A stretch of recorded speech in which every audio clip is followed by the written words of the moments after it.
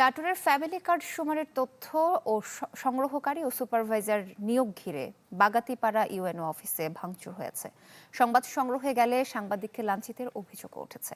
জানা যায়, গতকাল দুপুরে একটি মিছিল নিয়ে ইউএনও অফিসে অবস্থান নেয় স্থানীয় ছাত্রদলের নেতাকর্মীরা।